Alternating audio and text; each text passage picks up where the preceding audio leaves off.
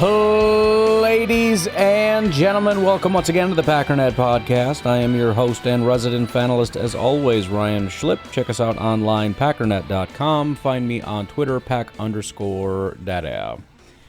Well, today we're going to do what I said we were going to do. We're going to look at a lot of the more advanced metrics. Specifically, I want to start with PFF, just because I don't know how far we're going to get. I have all these massive, well, not really massive plans, but I have a huge list of things to go through, and it dawned on me, PFF sometimes can take a whole show, so I don't want to get ahead of myself here. So why don't we actually just go ahead and start with that? There's some other minor things that I was considering mentioning, but we could always do that tomorrow. No big deal. All right. We will do positive and negative. Again, as always, feel free to take as big of a grain of salt as you desire. We'll try to find context as we go along here. On the negative side, sub 55 is usually the line that I go with, 60's average. So, let's get a little bit of distance in there before we start calling something bad. There were only 4 on offense. Chris Brooks, Matthew Golden, which I have a lot of issues with. Might as well just mention it now. If he catches those 2 passes for touchdowns, are we talking about Matthew Golden having a 53 PFF grade? That's one of the issues that I have right off the bat, is that there seems to be a good amount of production bias, and there should be no production bias. The accuracy of the ball that was thrown to him shouldn't impact in any way his grade. If it was thrown a little bit less on the one deep shot, and he catches it, he's going to get a good grade, right? I'm not saying you have to grant him a catch. I don't know. Maybe I'm wrong. Maybe if they were better thrown balls and he catches it, he has the same bad grade. I don't know. John Fitzpatrick, the penalty, I think, kind of dipped him down. I'm guessing he didn't do much else. And then the lowest graded is Jordan Morgan, which is not anybody's favorite thing to see, but that was almost entirely because of run blocking. The pass blocking was actually quite good. Run blocking is just an epidemic in Green Bay. It will never get better. I don't know what to do about it. On the positive side, we'll do a little bit of heavy rounding.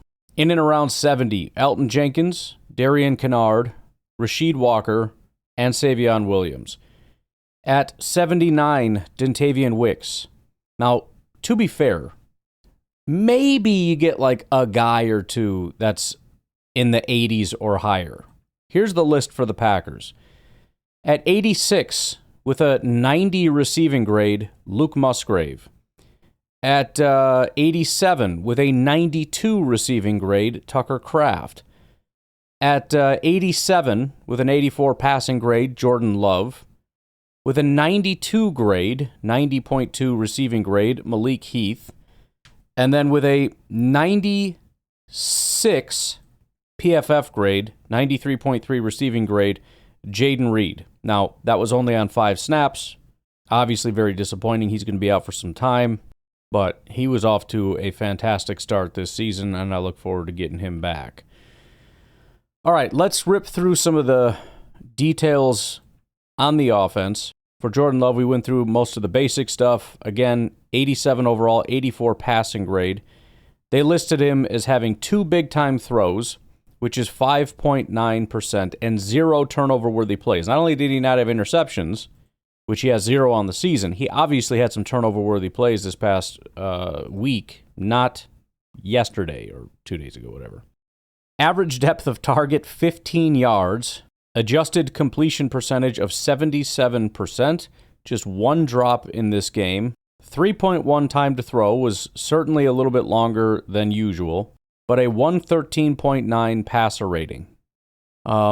Despite the fact that it felt bad, at least to me when he was under pressure, and he didn't complete hardly any passes, PFF was actually very impressed with him under pressure. He completed just 4 of 13 passes for 68 yards, but also had 2 big-time throws, 0 turnover-worthy plays. They gave him an 83 grade, a 79 passing grade. Now, as far as why that might seem odd, probably have to take into account what was even available to him and what did he do with what he had. While kept clean, He completed 15 of 18, 83%, 224 yards, 2 touchdowns, 82 PFF grade, 80 passing grade, 155.6 passer rating. Looking at depth, because I kind of mentioned this on yesterday's podcast, where you got to keep in mind that deeper passes are harder to complete. He was just 2 of 7 on passes 20 or more yards down the field for 60 yards. However, he did get an 82 PFF grade, so there isn't this sort of general feeling of, that sucked. Obviously, wish it was better, but context. The intermediate part of the field is where he dominated the most, had his highest grade, whatever, but also, statistically, had his best, showing. 6 of 7, 122 yards, and a touchdown. Flipping over to the receivers. Looking at just the receiving grades in order, Tucker Kraft was the highest at 92, Malik Heath 90, Luke Musgrave 90, Dontavian Wicks 80. Dobbs with a 64, Golden 52, and Chris Brooks 45. But overall, that is fantastic. Looking at yards per route run, my goodness, Tucker Kraft 4.43, Malik Heath 5.29, Luke Musgrave 5.33, Dontavian Wicks right at 2.0. That's wild stuff. In fact, I can't wait till the end of this week. And we could do it now, but waiting for the end of week 2, how many guys we're going to have at the top of lists. Like Jordan Love is going to be near or at the top of the quarterback lists. We're going to have, I don't know what's going on with my microphone here. We're going to have numerous receivers near the top. We're probably going to have Tucker Kraft and Luke Musgrave at the top of the tight end lists. It's just going to be absolute pandemonium. Packers are 50% on contested catches. Romeo Dobbs kind of brought that average down a little bit. Malik Heath 100%. Dontavian Wicks 100%. Romeo Dobbs 0 for 2. 3 missed tackles forced. 2 were by Chris Brooks, 1 by Tucker Kraft. I don't remember Chris Brooks shaking nothing. I must have missed that one. Passer rating, when targeted. In order, Tucker Kraft 158.3. Malik Heath 118.8. Luke Musgrave 118.8. Romeo Dobbs 115. Only penalty of the group was against Tucker. Running the ball. Savion Williams, he had the highest rushing grade at a 72 for his 2 attempts for 24 yards. Then Josh Jacobs at a 70.4. Jordan Love 66. Matthew Golden 59.5. Yards after contact, they had Savion at exactly 0. He went down at first contact. Josh Jacobs, 3.13 yards after contact and 4 missed tackles forced. Jordan Love, 2 yards after contact, but 2 missed tackles forced. Matthew Golden, 8 yards after contact, no missed tackles forced.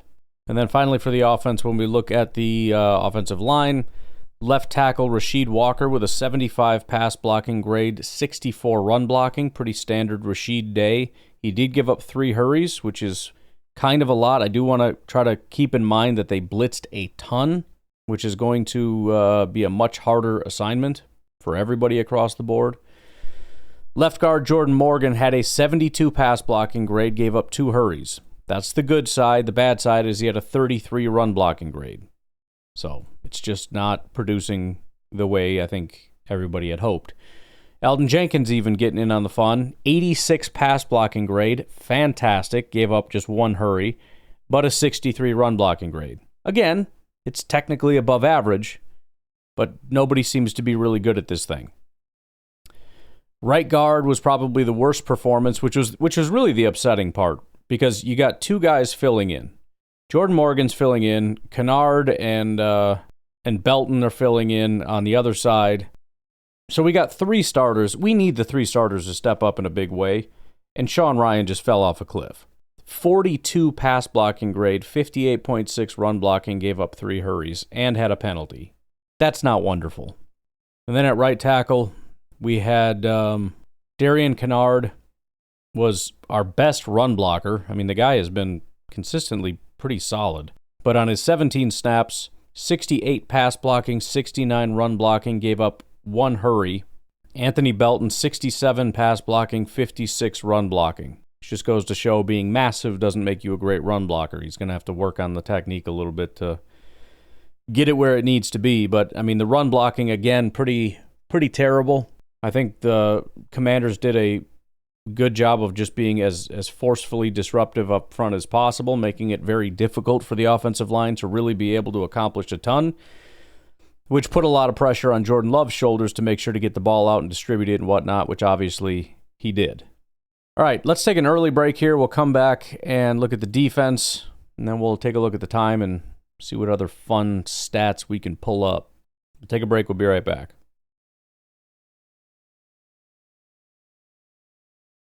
All right, on the negative side for the defense, only 3 were below a 55. Number 1 is Xavier McKinney.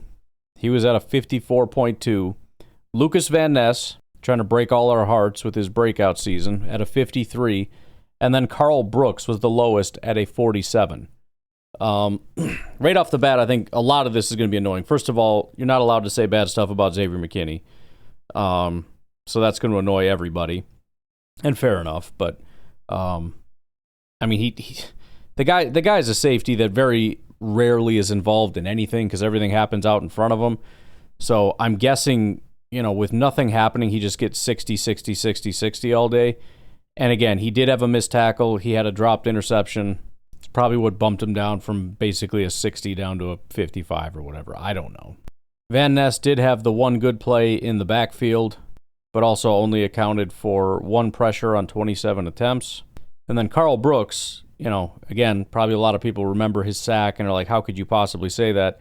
He had 2 pressures on 40 attempts. That's 5%. That's kind of terrible.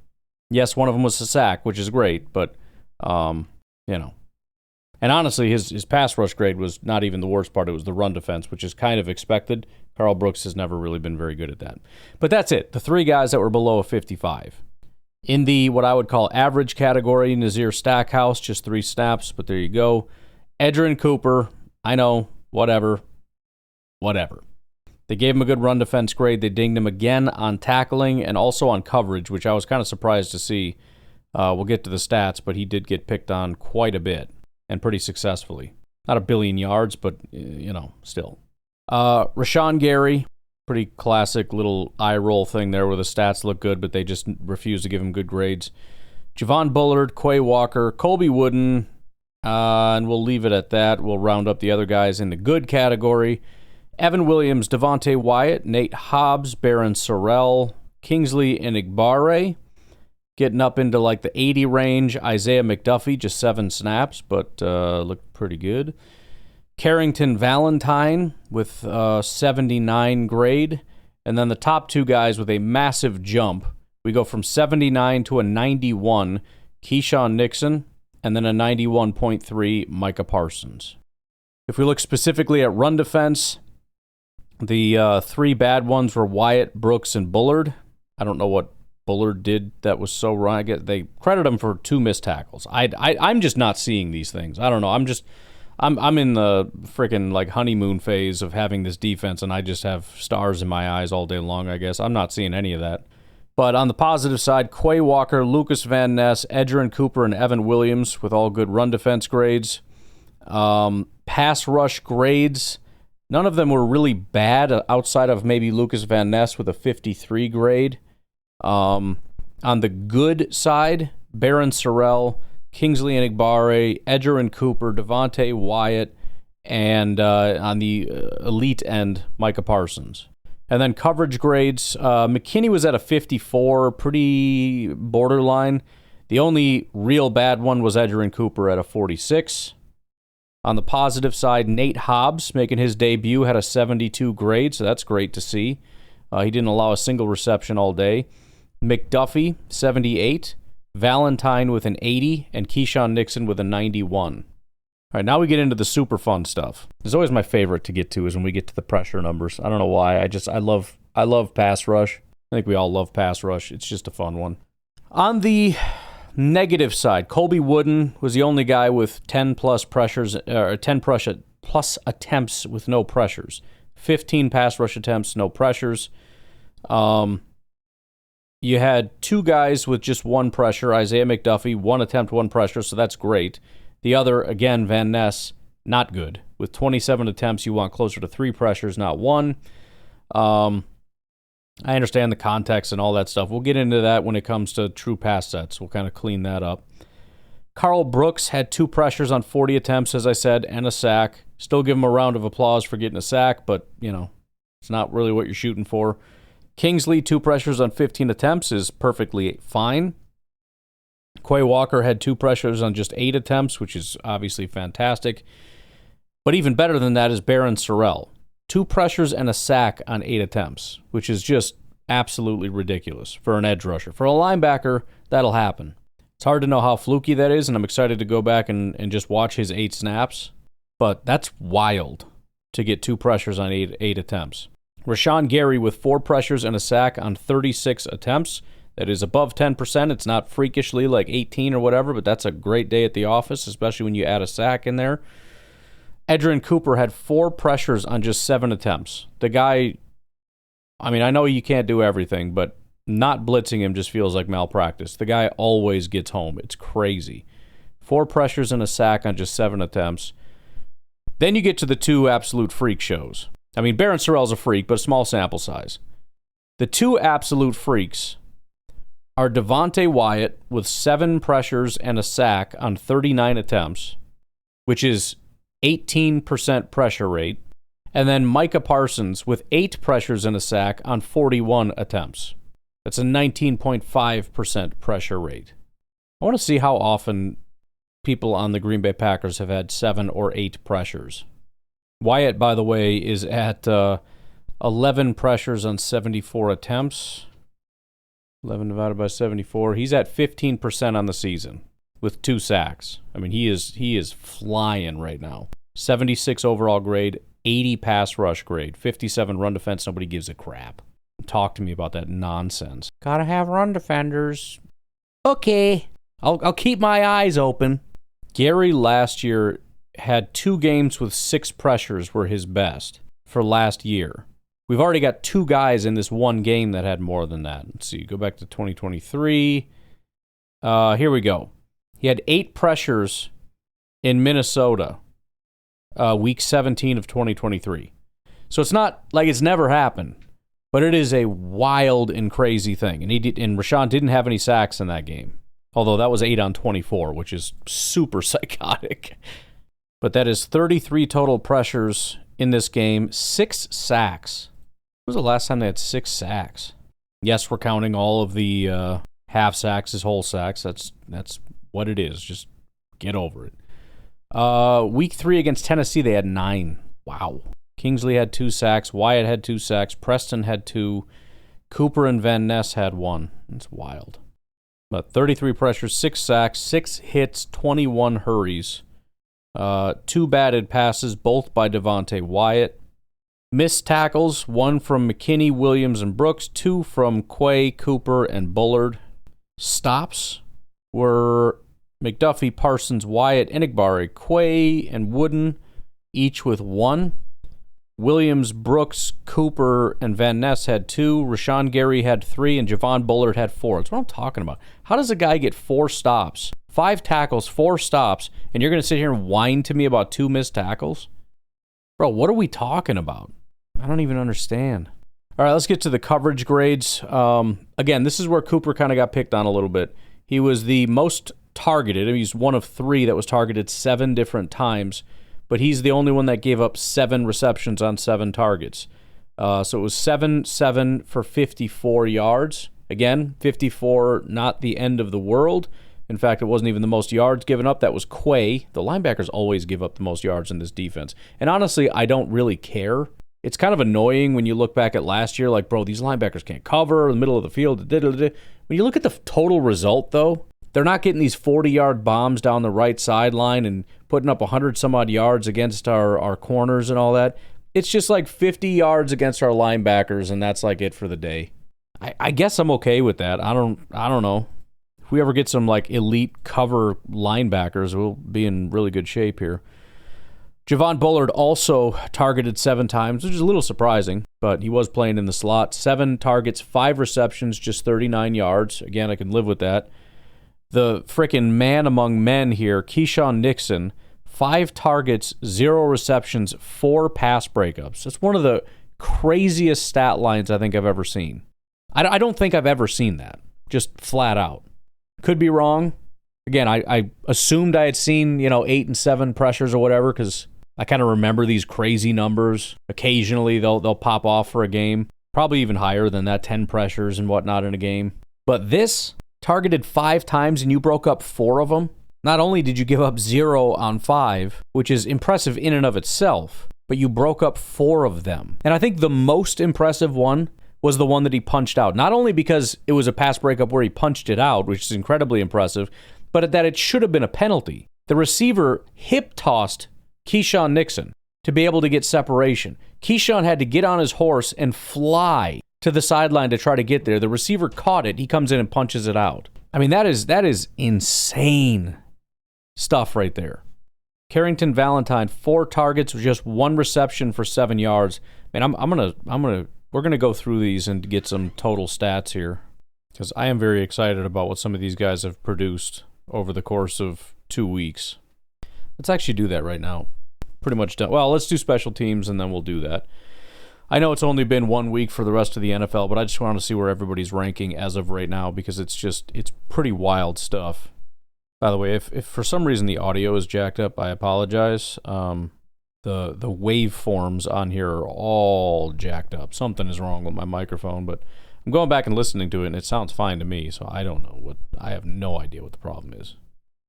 But all right, special teams real quick. On the negative side, Bullard, Orzic, McKinney, and Haddon, all pretty bad. You got 40s, and then Haddon was down at 29. On the positive side, Tyron Hopper, 68, Malik Heath, 69, Oladapo, 75, Nick Neiman, again with a 75, and then Savion Williams with a 90.3 grade. His kickoff grade was just a 63, so he's actually going out on special teams as well. 3 kick return, 2 punt coverage. So it must have been his 2 punt coverage attempts that actually went quite well. He had a tackle on his 2 attempts. And you know what? Let's actually look at the pass rush real quick also. And we can compare this later, but pass rush productivity. The highest being Isaiah McDuffie at a 50 with his 1 attempt there. Cooper, Sorrell, and Quay also very high because of their low attempt numbers.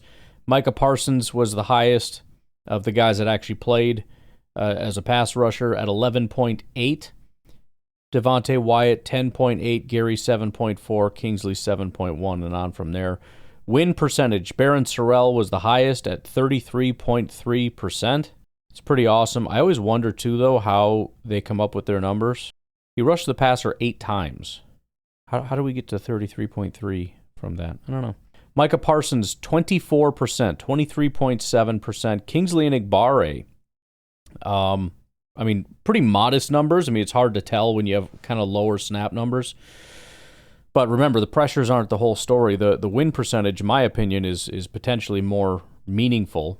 I know stat people get really mad about that, or production people, but in terms of estimating how good of a pass rusher you are and will be in the future, 21.4% he won. That's awesome. Devontae Wyatt, 16.2%. Cooper, 14.3%. Rashawn, 11.8%. And then it's down from there. It's Brooks, Wooden, and Van Ness.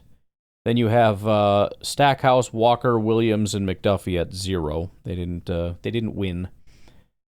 And then as far as true pass sets, let's look at the grades here a little bit.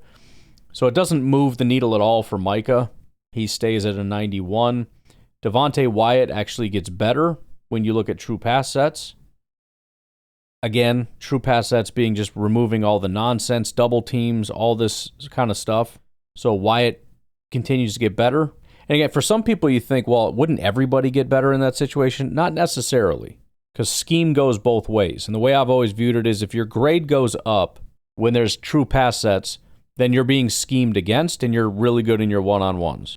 If your grade goes down, then you might actually be getting schemed to the quarterback. And that when it's actually a one-on-one mano-a-mano, you're less good. For Edgerrin Cooper, it goes up from a 73 up to an 82. Kingsley goes up modestly from 72 to 70, or 73 to 74. Barron Sorrell goes up from a 69 to a 71. Rashawn Gary goes up from a 57 to a 62. And that's about everybody else is about the same. Win percentage, when you're talking true pass sets, Baron Sorrell shoots up to 50%. That number I can understand. So he lined up 8 times across, well, I guess I don't know how many times. What are the snap numbers? 6 times. So he won 3 of the 6 times, 2 of which generated pressures, 1 sack, 1 hurry. Micah Parsons, 30%. 30% he won his mano-y-manos. Kingsley, almost 30%, 29. Wyatt, 26. Rashawn, 18. Colby Wooden, 11. Everybody else below 10. Very quickly look at run defense, see if there's anything interesting here on rushing plays. Van Ness led the team in tackles with 3. Missed tackles, the only one is Javon Bullard, which is impressive. I mean, how do you stop the run when you just got a bunch of pass rushers out there running around like crazy? Well, start by not missing tackles. Stops in the run game, Williams and Brooks had 1. Gary, Cooper, and Van Ness had 2, with the highest percentage being Rashawn Gary. 29% of his snaps ended up in defensive run stops. Average depth of tackle, Evan Williams and Edrin Cooper at 0, and they did have tackles, meaning they were on average tackled at the line of scrimmage.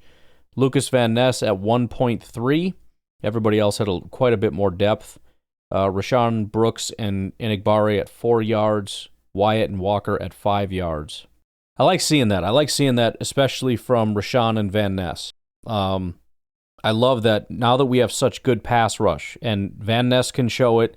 Rashawn has been great at it, whatever. But we've got Wyatt, and we've got Micah, and we've got all these pass rushers. Having Rashawn and Van Ness step up in a big way in run defense, I know Rashawn only had a 64 run defense grade, whatever. I really like these guys as run defenders, and I think that they do a really good job. All right, let's take our final break. I think this is what we might just be doing for the rest or for some period of time here. I want to look at where our guys rank right now through 1 to 2 weeks. Obviously, the Packers are the only one that's done 2 weeks. We're not going to look at cumulative stats because that would be stupid. Jordan Love has 4 touchdowns. He has more than the whole rest of the league. Okay, well, that's not really a fair comparison. But we can look at big-time throw rate. We look at turnover-worthy play rate. We can look at PFF grade. We can look at time to throw. A lot of these metrics are independent of, they're not cumulative stats. So I'm just excited. I'm looking at all the grades, and I'm like, man, we got some guys that are, if they can hang in there, way up there. We'll take a break. We'll be right back.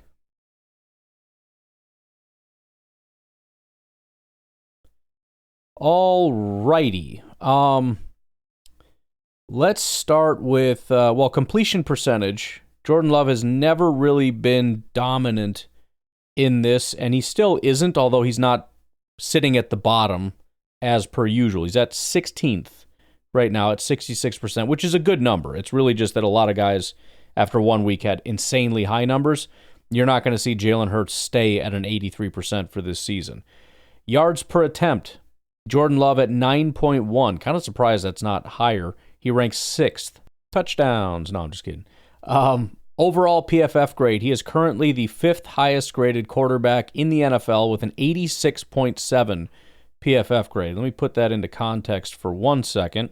I guess it's about the same. If he stays at this grade, in this range of 86.7, never know how other guys are going to do, but last year it would have made him, I believe, the 6th highest graded quarterback, so right in around the range that he's at. He is playing in top 5 quarterback range. That's all I could ever ask him to be. I would love for him to be number 1. That'd be great. Top 3 is a nice, good number, you know? If you're hovering in top 5, we can win a Super Bowl with that. Passing grade is even better. He ranks 4th. Right now it's Stafford, Fields, that ain't going to hold, Prescott, and then Love. So it's going to be kind of a battle of attrition to see who can actually stay and keep their grades up as opposed to some other guys. There's a lot of guys that had good weeks that I don't think they're going to be able to maintain that. We'll see. Darnold had another really good week in Seattle, and I hope Darnold is awesome, by the way, because that changes the entire dynamic of Minnesota. That it was just this really weird, lucky thing where Darnold just suddenly was good, and they happened to grab him the exact year that he became good, and then they moved on. He's good in Seattle, and JJ is no good because you're actually not that good at developing quarterbacks. It's just a fluke. That would be the dream, but we'll see. As far as rushing grade, surprisingly, he's all the way down here at 17th. It's a 66 grade, which is fine, but I would have thought higher. Big time throw rate. Jordan Love. Where is Jordan Love? Oh, he's third. 10.5% through 2 weeks. Very, very high.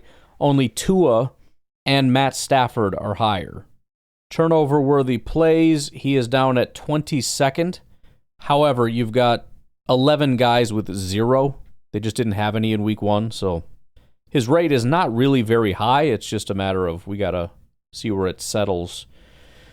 Average depth of target, he is number 1 in the NFL. That guy is just launching the ball down. In fact, when I looked at it, I didn't say it on the podcast, but when I was looking at his grades as far as the depth, it was funny to see the percentages. It was like 22% in the 0 to 10 range, 22% in the 10 to 20 range, and 22% 20 and beyond.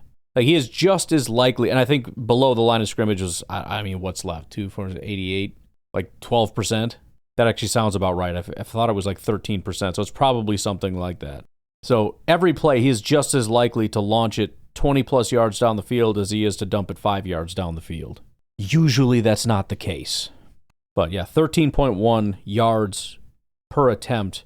Cam Ward is currently second in Tennessee with 11.5. Only 6 are above 10. His adjusted completion rate is also 16th, so sticking right in there with completion percentage. But again, some of these are coming down. Jalen Hurts is at 100%. That is not going to stay that way. In terms of drops, Jordan Love sits, not that he's the one doing the dropping, but 14th best situation, just 2 drops, which is 5.4%. And that is with 6 teams having no drops. Again, that's not going to hold up. So pretty solid right now so far with the Green Bay Packers. Passer rating, he is currently 4th, only behind Herbert, Aaron Rodgers, and Lamar Jackson. It's going to be fun playing the AFC North here with Rodgers' return, Lamar. It's going to be ridiculous. Got the Browns coming up for whatever that's worth. All right, we got to do receivers now because this is funny. If we look at overall grade right now, let me see if I'm not missing anybody here. Romeo Doubs ranks 20th with a 70.6 grade, which is great. What's better is Dontavian Wicks with an 81 grade. What's better is Jaden Reed with a 90 PFF grade. It sucks that Jaden is out, but we have Romeo ranks 20th, Dontavian Wicks ranks 5th in the NFL. That's a real one. We've all been talking about Dontavian Wicks. Could he maybe be that guy? Probably not, but I mean, he's kind of got it, if he could just stop dropping the ball. He's currently 5th. Again, there's going to be a lot of shuffling going on, but that feels great. All right, how about tight end? Luke Musgrave is currently the 8th highest graded tight end. Tucker Kraft is the 6th highest graded tight end. If we do it based on receiving grade, then we have the 1st and 3rd highest graded tight ends in the NFL right now, with George Kittle, who is currently on IR, sitting in between Musgrave and Tucker Kraft. At 4th is Michael Mayer. That's pretty good company. Switch over to defense because I don't think anyone's going to be doing anything remarkable as far as running backs or offensive line. Right now, looking at defensive tackles, Devontae Wyatt, just overall PFF grade, Devontae Wyatt is ranked 9th. He is a top 10 defensive tackle just overall. If you look at pass rush grade, he is the 2nd highest graded pass rusher with a 79.6 pass rush grade behind only Jeffrey Simmons of Tennessee. Wyatt obviously leads in pressures, but, it's not fair. We'll see. I am excited to see after week 2. Jeffrey Simmons and Javon Hargrave have 7 pressures. They need 4 to catch Devontae Wyatt and 5 to pass him. At 6, you got Jerzon Newton, Javon Kinlaw, Zach Allen. They're all at 6. So obviously they need 5 to catch him, 6 to pass him. There's also only 2 defensive tackles right now, Javon Hargrave and Daron Payne with 2 sacks, so they'd obviously have to get a sack to pass him. So we'll see. I'll be rooting like heck against those guys. Screw those guys. Looking at pass rushers. The grades haven't been super flattering, but even with the week one screw job, Micah Parsons is the 6th highest graded overall edge rusher, behind Jared Verse, Will Anderson, Nick Benito, Leatu Latu, and Josh Uche. We'll have to see about some of those. Latu is a year 2 guy. Maybe this is a big breakout season for him. Kind of don't think so. We'll see. He didn't have a ton of pass rush opportunities, and it seems like his elite grade comes from coverage, which is interesting. Benito is a pass rush specialist. If he can continue being a pass rush specialist freak, then he can keep doing it, but we'll see. Verse and Anderson are very good, but Parsons is ahead of Watt right now, 1 spot ahead of him, significantly ahead of him as far as pass rush grade. Watt had a 91 run defense grade, 68 pass rush. Hendrickson is 10th. Danielle Hunter is 11th. I still don't know why Minnesota got rid of that guy. They were determined to, and he just remains one of the top pass rushers every year. Nick Bosa, 13th.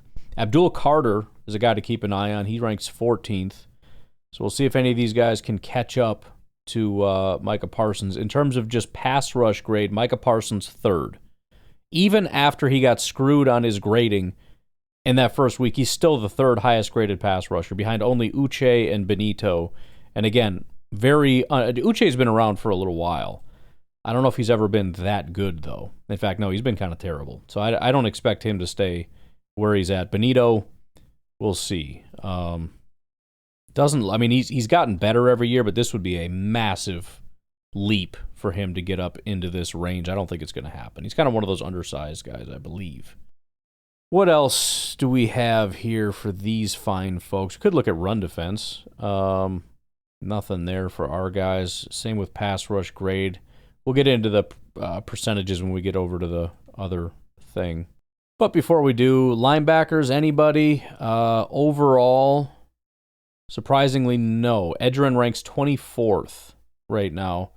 Quay is 34th, which isn't terrible. We got 2 guys kind of in the top 32-ish range. We got like 2 number 1s. That's pretty good. I expect Edgerrin to come up. Again, I kind of think he got screwed in that last game, and all the missed tackles they're really hammering him on that. If you look at run defense, Edgerrin ranks 17th. Quay is 33rd. Again, 2 kind of top 32 guys. I'm very happy with that. If you look at it, pass rush, Edgerrin Cooper is the 4th highest graded. He is always graded very highly as a pass rusher. He's incredibly good at it. I expect that to continue. Quay Walker ranks 24th. So 2 top 25 guys in that category, and then coverage, I would doubt the Packers are anywhere.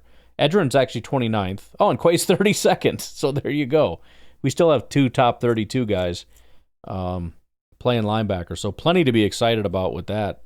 At corner, Keyshawn Nixon right now is the 5th highest graded. Nate Hobbs is the 22nd highest graded. It's very early, no doubt about it. But, I mean, number 1, it's early. Number 2, Jeff Hafley. Number 3, Micah Parsons. So I get if you talked a lot of trash earlier and maybe underestimated some things. But for those that were saying that this is going to be a terrible group or whatever, actually I missed somebody. Carrington Valentine is 9th. So we have 2 top 10 corners and 1 top 25 corner. I don't necessarily expect it to stay that way, but I do think it's going to be significantly better than just about anybody thought. Or I should say it's going to be better than just about anybody thought. Light years better than what the negative Packer fans and all the detractors said about our cornerback group, which, number 1, Valentine has always been a good corner. And I think guys like Keyshawn, I can't really speak too much to Nate Hobbs, who's off to a good start.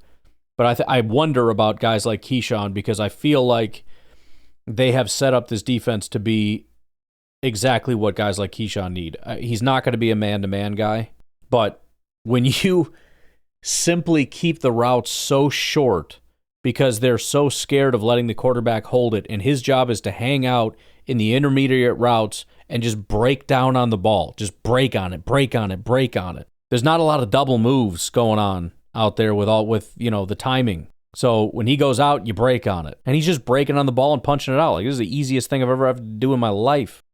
So we have the 5th, 9th, and 22nd ranked cornerback group. I'm not going to look at all the rest of these guys. I would say, as of right now, again, all the asterisks in the world, all the caveats in the world, Packers currently have the number one cornerback group in football. So suck on that. And then looking at safeties, Xavier McKinney, again, got a little screw job here, so we'll have to wait for him to kind of rebound. As far as the grades are concerned, which I think he will, doesn't really matter. There's one guy, there's a handful of guys I am just not worried about, and he's one of them. Not worried about Rashawn. Not really worried about Van Ness. I mean, there's not a lot to worry about anymore with the way things are going. Xavier McKinney is way up on the list of guys I'm just not worried about. He might not be getting massive grades and a billion picks, but he knows his job, and he's going to handle a big responsibility that's not going to get as much love as is probably deserved. You would need to sit down with Hafley or guys that understand all this stuff for him to explain how crucial he is to every single one of these plays when it looks like he's just standing there. Not worried about it. But anyways, with that said, right now Evan Williams is the 5th highest graded safety. When Micah Parsons said he was going to make some guys a lot of money, boy oh boy is he on a warpath to bankrupt the Green Bay Packers, man. Holy crap. Evan Williams right now is behind Kyle Hamilton, Cam Bynum, Xavier Woods, and Brian Branch. And that's the whole list. He is in the company of and even ahead of some very, very good safeties. Guys like Derwin James. If we look at run defense, Evan Williams is the 13th highest graded safety in run defense. That is a heck of a thing to be. That's awesome. Xavier McKinney is currently sitting at 34th, which is perfectly adequate. Let's see. Pass rush, anything? No. Wouldn't really expect there to be. And then coverage. Evan Williams is the 5th highest graded coverage safety in football. Just saying the word. I mean, again, this is somewhat of a stupid exercise, but it's not stupid because it's real, because we're watching it on the field. This is what we're seeing. And so on one hand, you look at it and go, this is stupid. I mean, any team could do, oh, wow, yeah, Xavier Woods, he might actually be, is he good? I don't know if Xavier Woods is any good. He's not that good. Oh, yeah, Xavier Woods is 3rd best safety after 1 week. Yeah, but it's different. Tennessee Titans are not going to dominate the NFL the way the Green Bay Packers seem to be. This could be real. This could be even better than this. All right, let's get into some of the pass rush stuff here as far as the percentages. Pass rush productivity among defensive tackles. Devontae Wyatt ranks 11th at 9.2. Carl Brooks is 39th, so he is a high number 2, so that's perfectly fine with me. Win percentage. Devontae Wyatt ranks 12th, 16.9%. And win percentage is one of those that after week 2, a lot of guys are going to drop. People have fluky weeks every week. What a lot of people don't have is consistency. So, this is another one he's going to probably fly up a little bit. Anybody else? We got Colby Wooden, actually, is the next highest. He's at 41. Pass rush productivity in true pass sets. Devontae Wyatt ranks 15th. Carl Brooks is 30th. So we got 2 kind of number 1 guys in that regard. Win percentage in true pass sets. Devontae Wyatt ranks 10th. 25.7%. That's wild, man. That is a wild number. Peeking over at the edge rushers now. Pass rush productivity. Parsons is 22nd. So a lot of guys doing some freaky stuff in 1 week, apparently. Rashawn Gary, 31st. So we still got 2 top 32 guys in that category. Looking at win percentage, Micah Parsons ranks 13th with his 25%. Rashawn Gary at 46th and Kingsley at 50th. So 3 top 50 guys. Pass rush productivity and true pass sets. Rashawn Gary is actually ahead of Micah Parsons. He's at 20th, Micah Parsons 21st. So we got 2 guys just sitting right there. Lucas Van Ness 47th. Win percentage, we've got Micah Parsons at 19th. And again, this is with, I guess win percentage isn't. Never mind. Rashawn Gary 37th. So, yeah, man. Things are off to a good start. At this point, again, it's consistency.